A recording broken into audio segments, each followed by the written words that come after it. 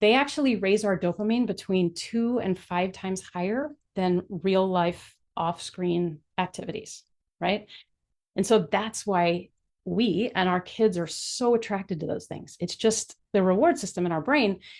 And the problem with that is that everything else in life, right? Hanging out with friends, playing an instrument, holding a job, whatever, playing sports, all of these things are the complete opposite of a low effort, high reward activity. Life is what you could think of as a high effort, healthy reward activity.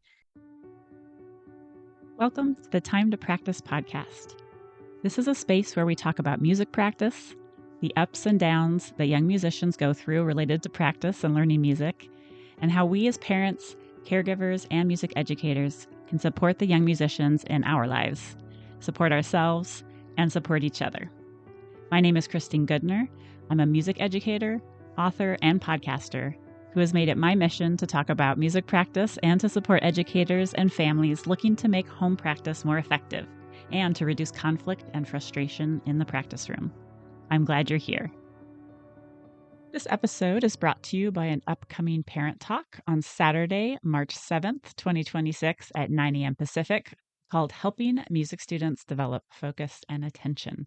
And this talk will address challenges that come up related to attention, focus, and concentration in music lessons and home practice, some useful information to know about the development of these skills, developmentally and academically, or musically, we could say, and ways you can support students in lessons or home practice as they develop these skills. So this talk will be recorded. If you can't attend live, there is an individual rate to attend and also a studio rate if you are a teacher and would like to invite your whole studio to attend or watch the recording. You can find that on my website, suzukitriangle.com, and I will also put a link in the show notes.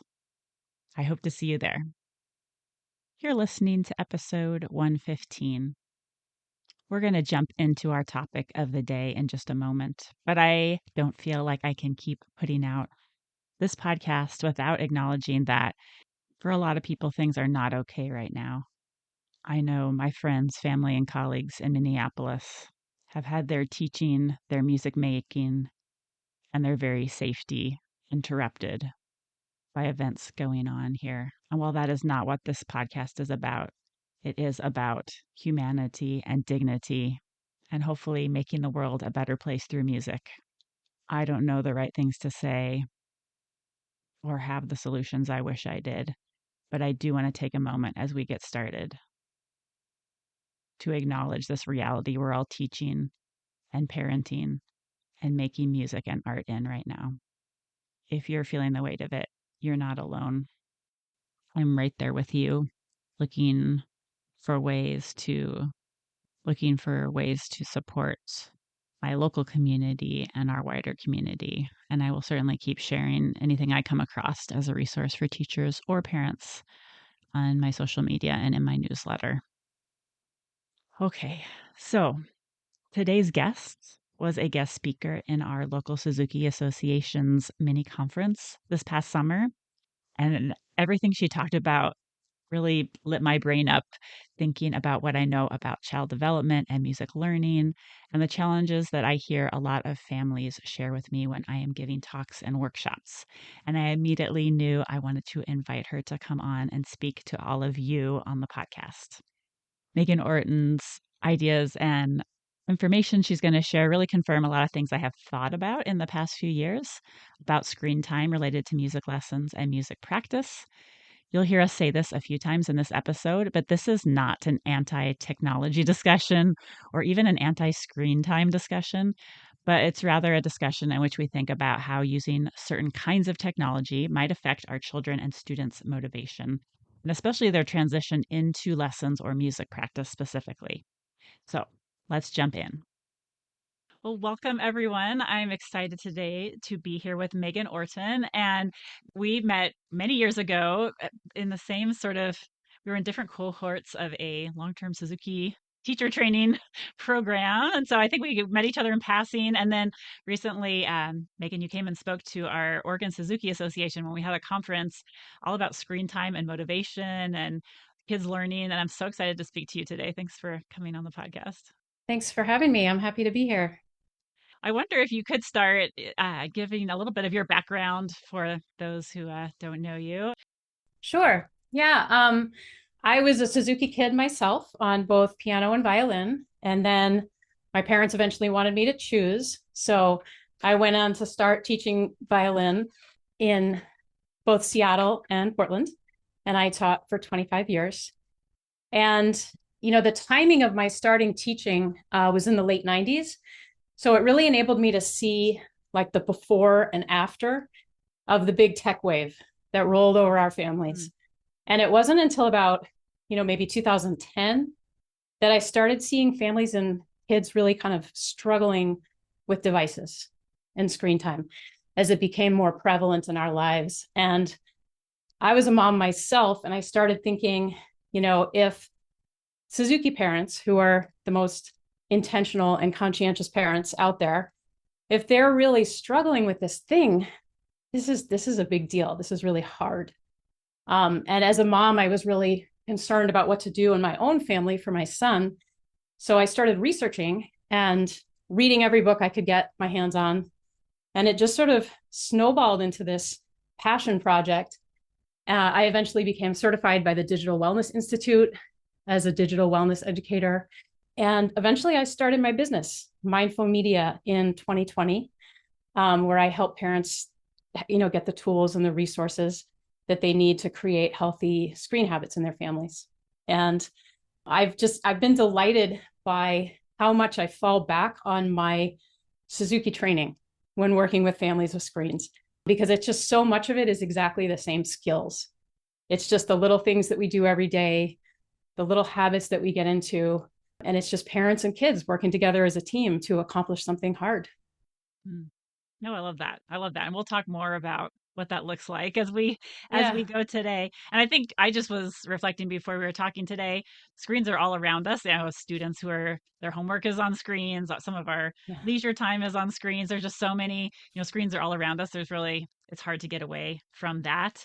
And a lot of families I work with and know are thinking about what are those healthy boundaries and how do we navigate what this looks like for our kids and everything. So what do you think Yes. if you had to sum it up, what do you think is important for families to know from your training and what you've learned along the way? Yeah, I think that is such a common thing, is that we're thinking that, we're struggling because they're everywhere and they're all around us. They're, in our pockets. And that is part of the answer. But I think the most important thing that I've learned in my training is about something called persuasive design, that most parents haven't really heard that term. And I'm on a mission to kind of make it a household term. And persuasive design started being added to our technology back in 2007. There was this behavioral scientist at Stanford who started exploring what would happen if he took everything that he knew about how to motivate human behavior and he combined it with screen technology. And he eventually held it's now this infamous class where he taught 75 tech designers everything he knew about how to create technology that motivates and persuades people, and how to create technology that's really irresistible. And as a little side fact, I like to tell people that Instagram actually started as someone's homework for this class at Stanford. So to say that persuasive design was very successful is a bit of an understatement. And it turns out, because of this class, we now know how to create a behavioral addiction. And these persuasive design techniques that have been added to our screen time and our technology are the exact same techniques that casinos use in their slot machine gambling.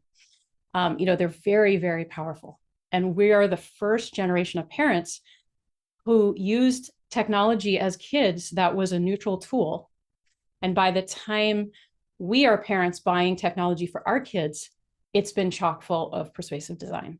So, like, the video games that we played as kids are, totally different. It's a totally different animal that the video games that our kids are playing today.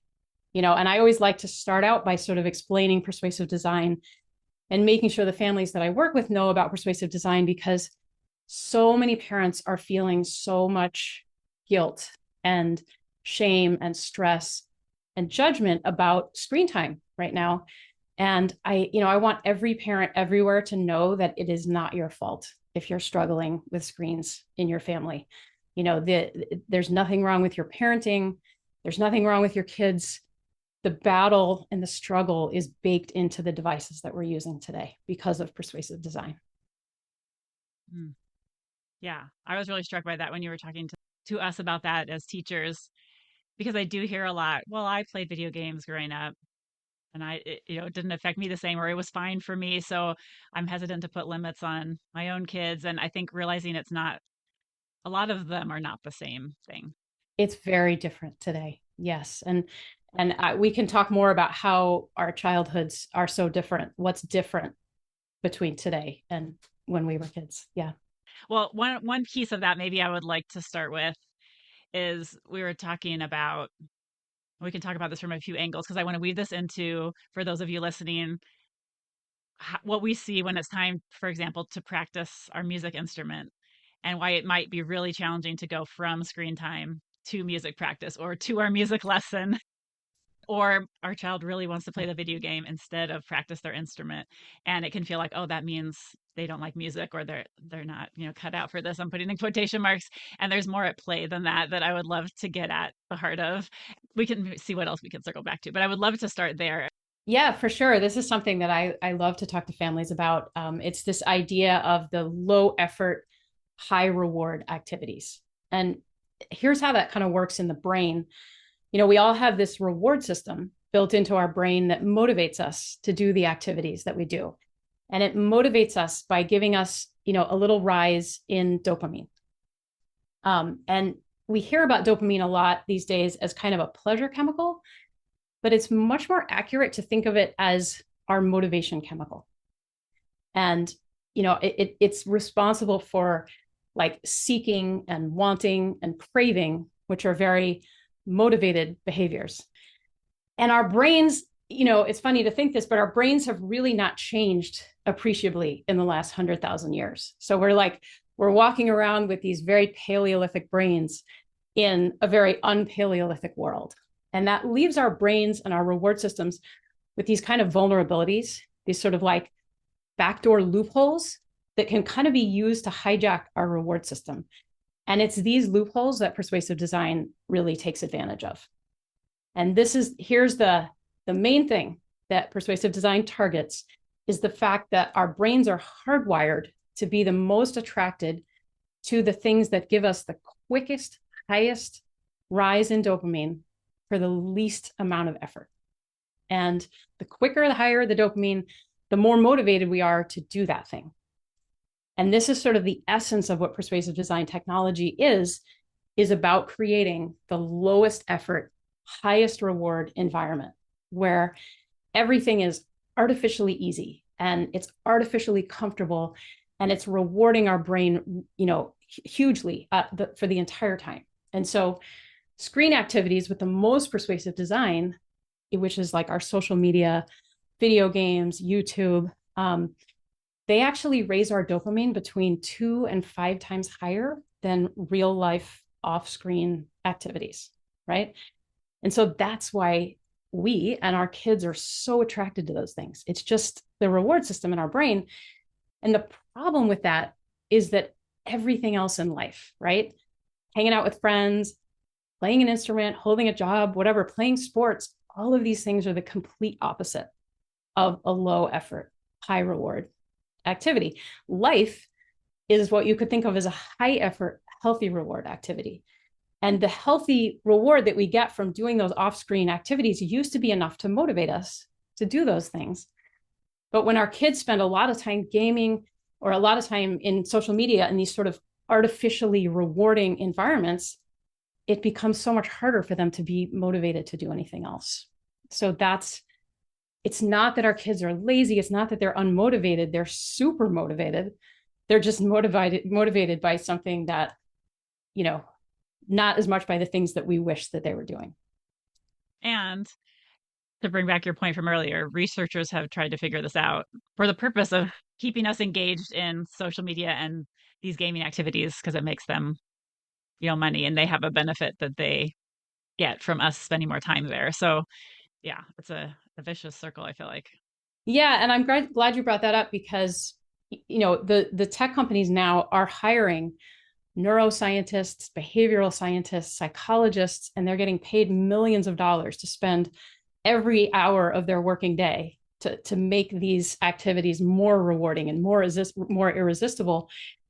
And no one's doing that for violin practice. No one is able to do that for a sport or any of the other things that we might do. So it's such an uneven playing field.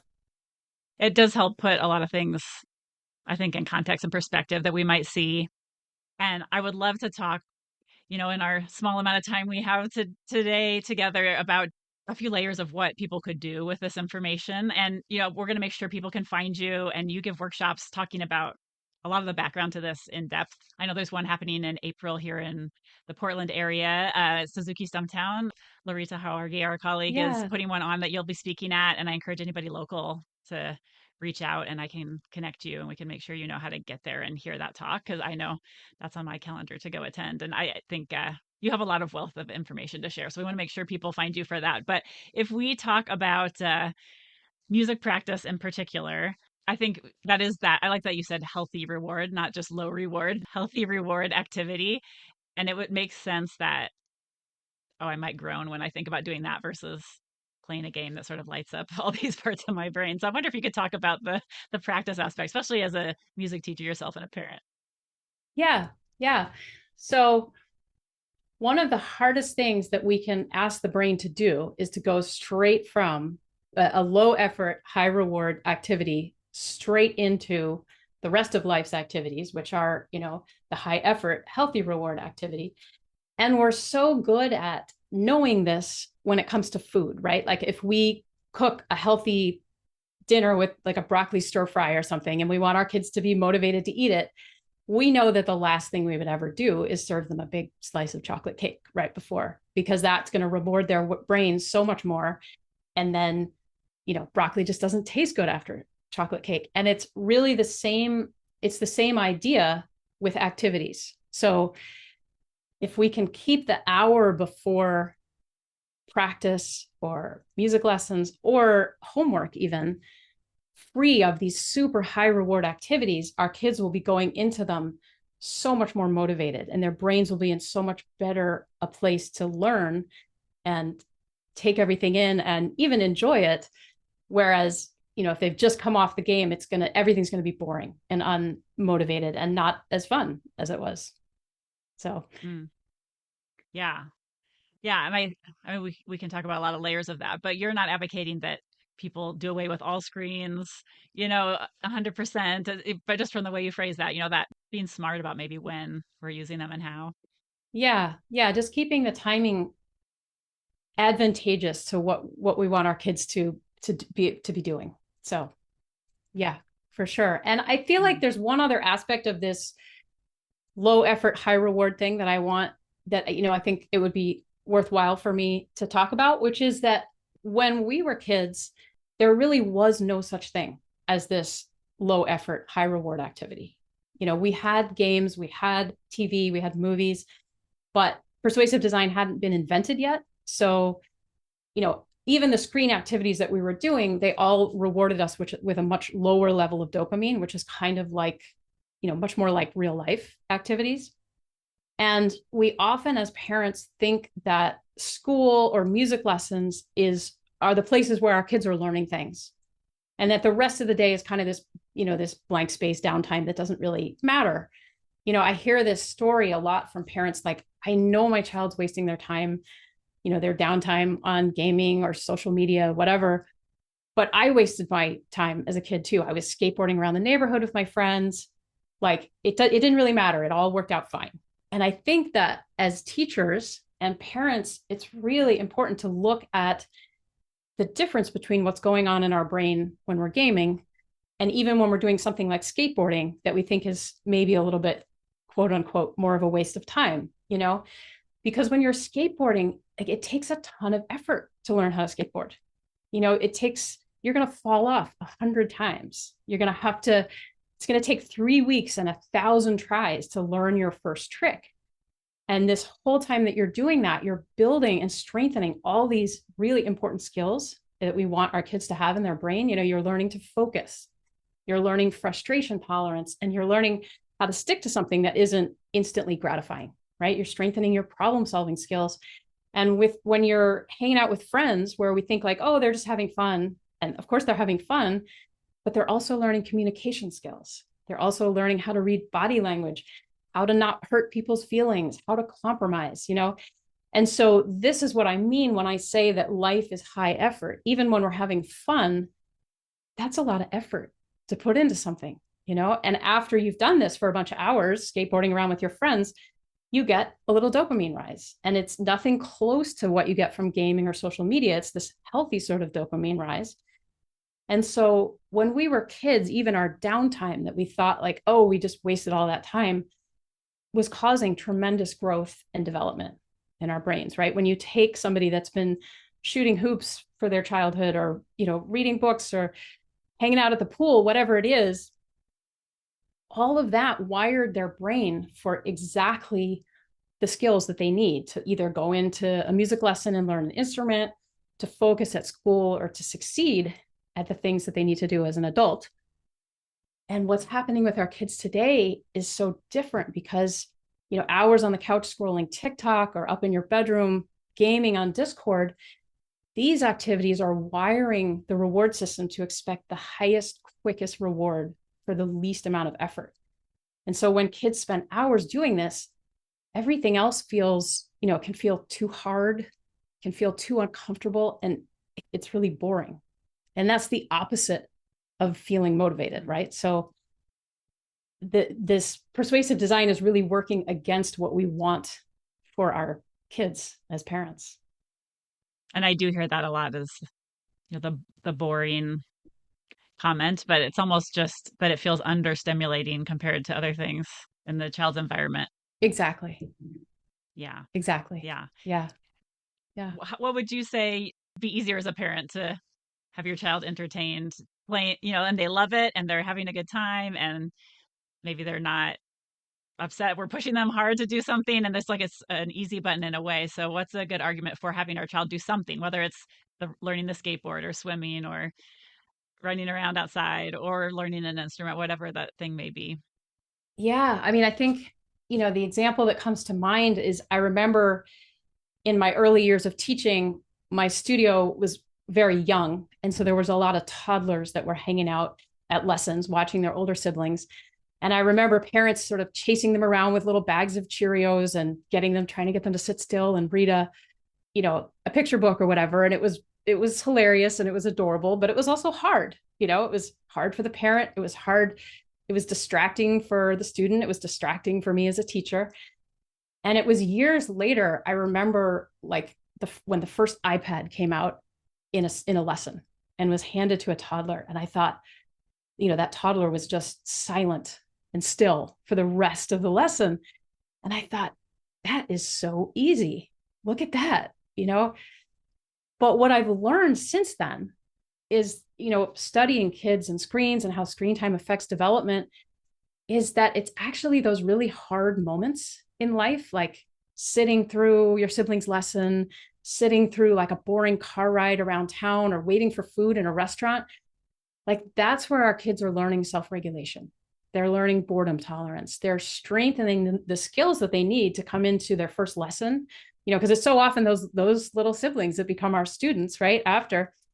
And so it's just that hard moment of not being able to do what you want to do, even, that trains them and wires their brain to be able to come into their first lesson being able to focus, because lessons are frustrating sometimes and they're difficult sometimes. And I know, we do our best as teachers to make them as enjoyable and fun as possible, but it's hard. And so I like to sort of tell Suzuki teachers and Suzuki parents that like being able to sit through your sibling's lesson is the first step to becoming a Suzuki student yourself. And so, I encourage everyone to bring back the little bags of Cheerios and the little cardboard books, because, that's how little kids learn the skills they need to be big kids.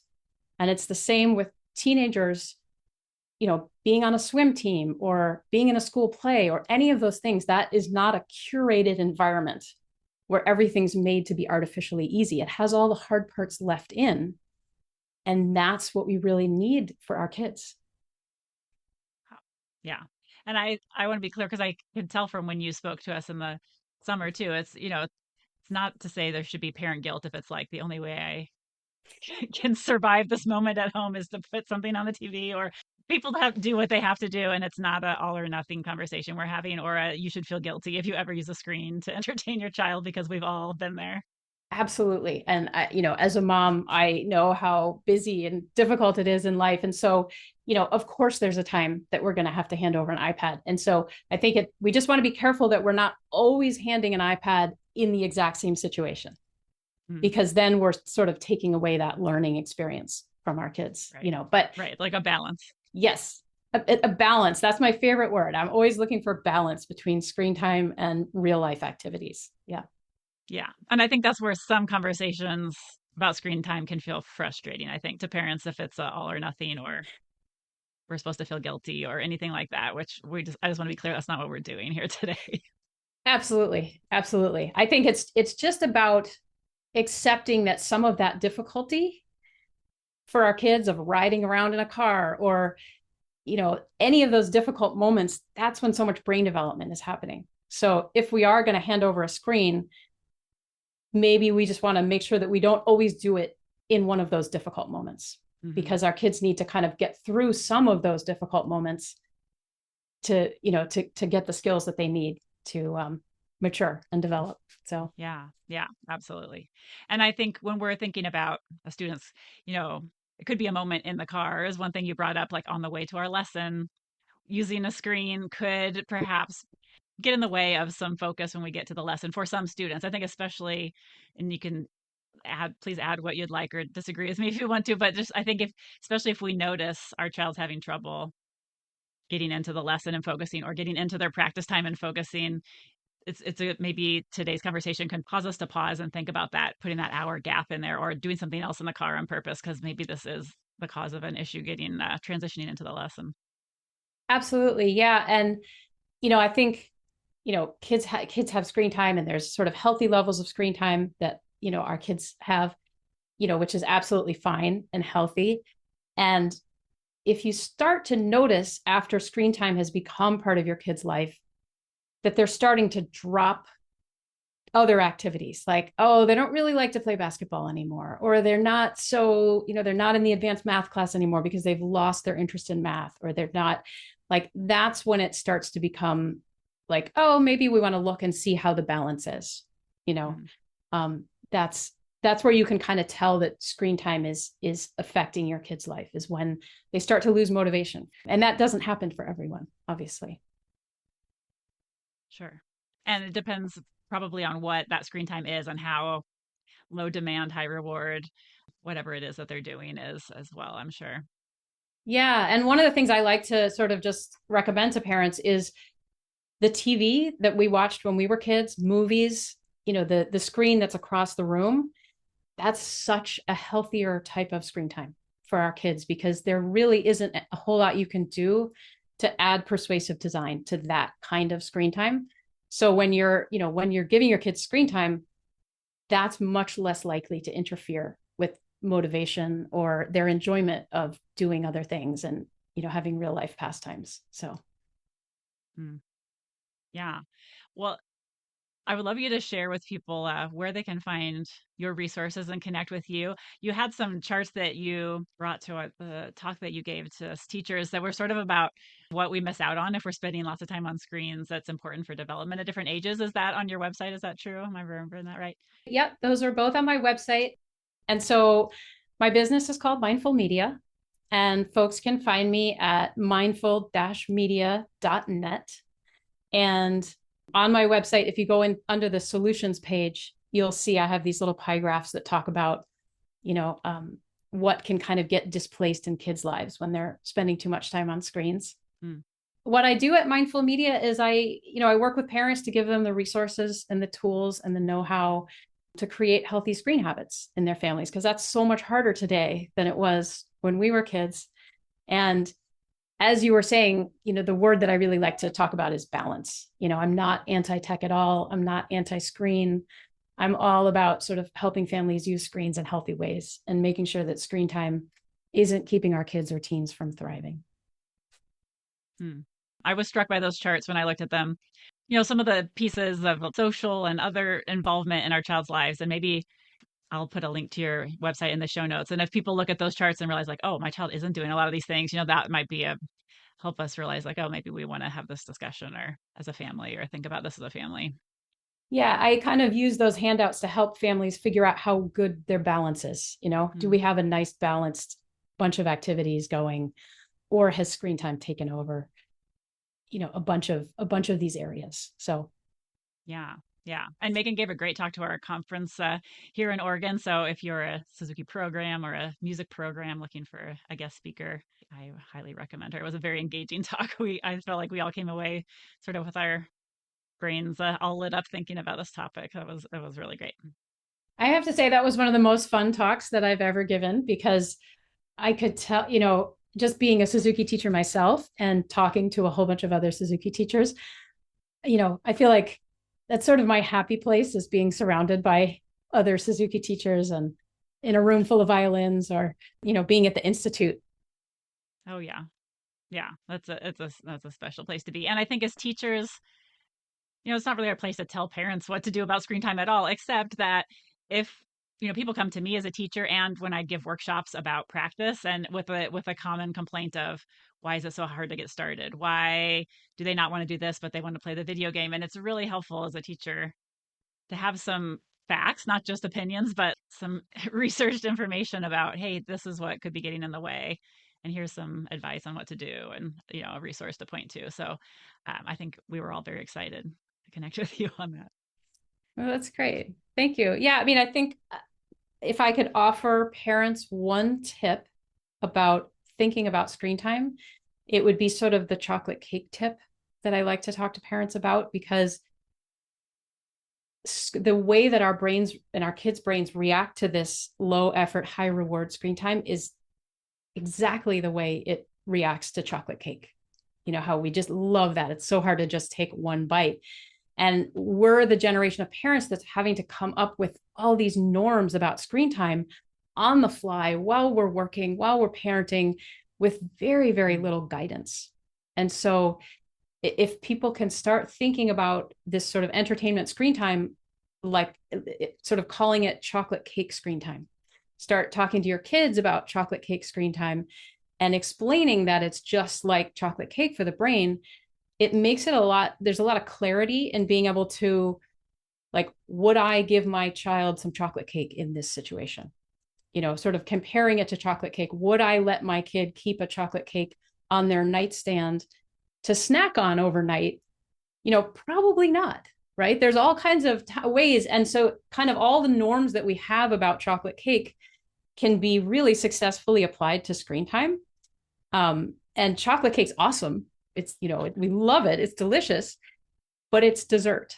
And so, if we think of screen time just like that, it's so much fun. We love it, but it's the dessert of life. It's not the main dish. Mm. Yeah, I think that's a great way to think about it. It helps clarify. And like you said, this generation of parents is really trailblazers trying to figure out what are the parenting norms. There haven't been any Yeah.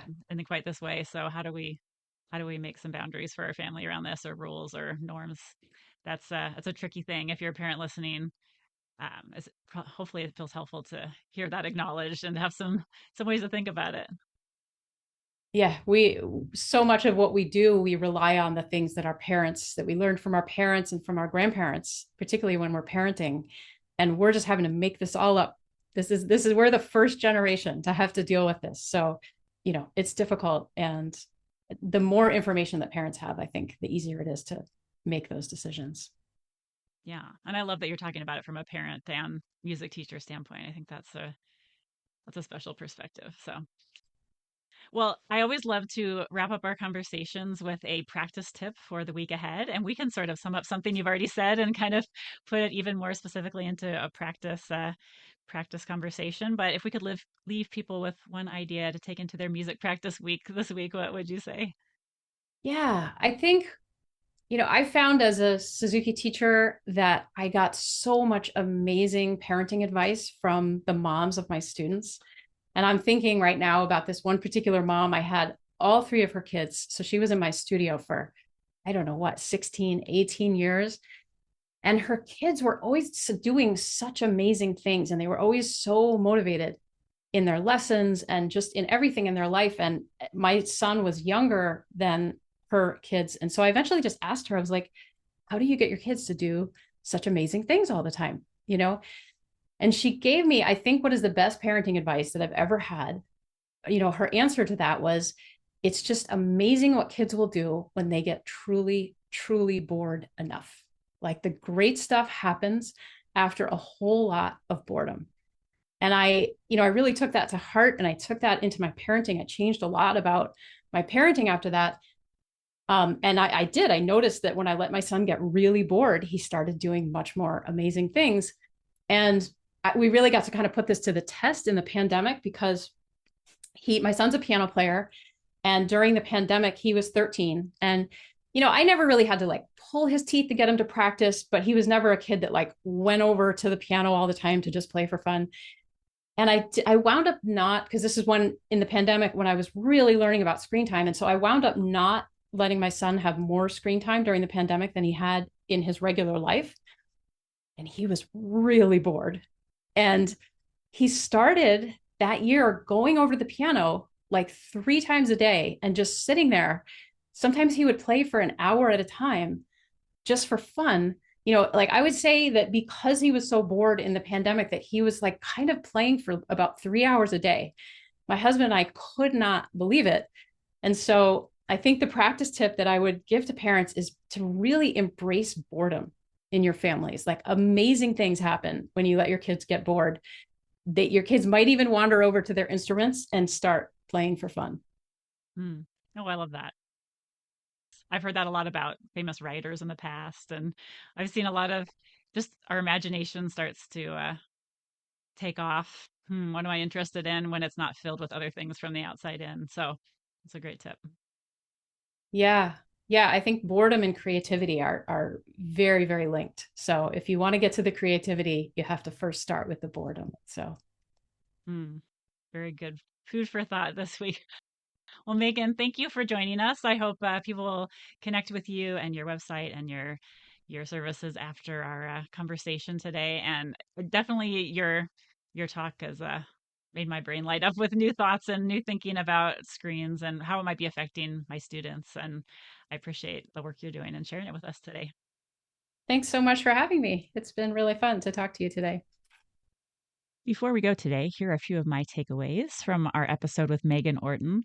I really like the way she framed low effort, higher reward activities, like certain kinds of screen time, and how challenging that transition might be from those kinds of activities into high effort and healthy reward activities like playing our instrument or attending our lessons or even playing outside with our friends and other parts of everyday life.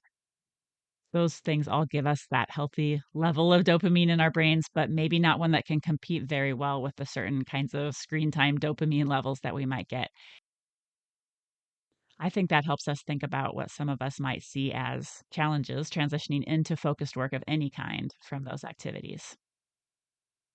Number two, and very related, I appreciated the tangible advice to put an hour break from that high reward kind of screen time before lessons or practice or even homework, especially if currently your child transitioning into that deeper focused work is presenting some challenges and you can see that it could be this pairing that is the problem. I think having a tangible time frame like that was super helpful. I also really loved Megan's personal story about her son and boredom and increased practice time. I think sometimes when we're seeking something more stimulating to do, going from boredom to practice definitely works. Sometimes going from those overstimulating activities or overly high reward activities to practice time is, of course, the challenge. So I think that's very, very good food for thought. I will put the links to connect with Megan in the show notes of this episode and on my website, suzukitriangle.com/episode 115. And I will also put a link to her website in both of those places where you can find some of the handouts we talked about in today's episode. As we wrap up today, I want to let you know I will be at the ASTA SAA co-located conferences later this month. And if you'll be there, I hope you'll come say hello. I have some sessions on Thursday and Friday at 10 a.m. And I am part of a session on Thursday at 12:30 p.m. that will facilitate small group roundtable discussions on topics like supporting parents, perfectionism, and supporting students with ADHD, on group classes, and more. So I hope you will find me in one of those sessions, and I hope we get to connect. In March, I will be hosting that online session featuring one of the talks from my conference, but geared more towards students specifically rather than teachers, on developing focus and attention. So if you won't be at the conference or want to attend that session, you'll be able to hear it. Put a link to that in the show notes as well. With that, I wish everyone this week some moments of peace, and especially now more than ever, please take good care, everyone.